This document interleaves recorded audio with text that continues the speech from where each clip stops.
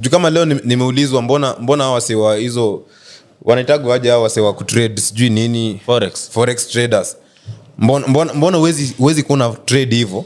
Umepata pesa yako na umenyamaza. Si unapata pesa yako na umenyamaza. Mbona lazima ikue? Lazima ashow. Ni kushow. Alafu na kuforce ni same tu na hiyo tunasema nataka tena nikufunze. Kuja nikufunze. But bro, si umebuy Benz? Si ni yako tu. Mbona unataka kunifunza vile mimi ndabuy Benz? Lakini mbona unataka kufunza mimi? Kwani kila mtu wako na hiyo pesa? Kwani mmekuwa milionea nyinyi wote? Si ufunze watu wako. Si funza anko yako. Funza brother yako. Mbona unataka mimi kunifunza vile ndabuy GL? Ukipata do kitu kwanza una make sure sister yako ako on. Mama yako ako on. Wewe umeacha familia yote mzima unataka mimi sasa. Jota mimi sasa ningekuwa na kitu. Ningekuwa hata nisheke sister yangu kwanza ya breakfast tu kwanza ama ya dinner. Una get? So si get vile unangangana kunianda mimi unabai mapombe kwa klabu ukipasua kuonyesha vile uko na do mnanawa nazo si kwanza funza watu wa kwenyu wote wakishakuwa sawa. Ndajua iko sawa. Enda kwa una BFF au una bestie next of kin hakuna. Mbona kakuanda u Trevor aingie hivi? Kwani inawaka tuna ama aiwaka na family?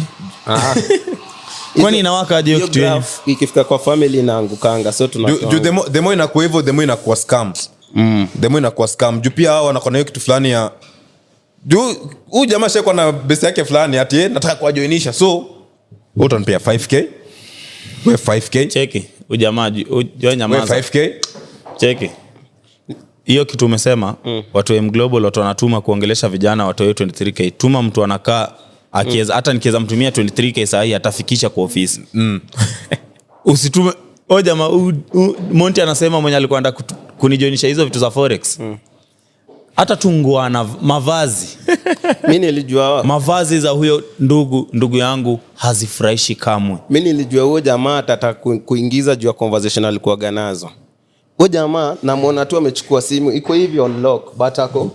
Hiyo 150k Tuesday.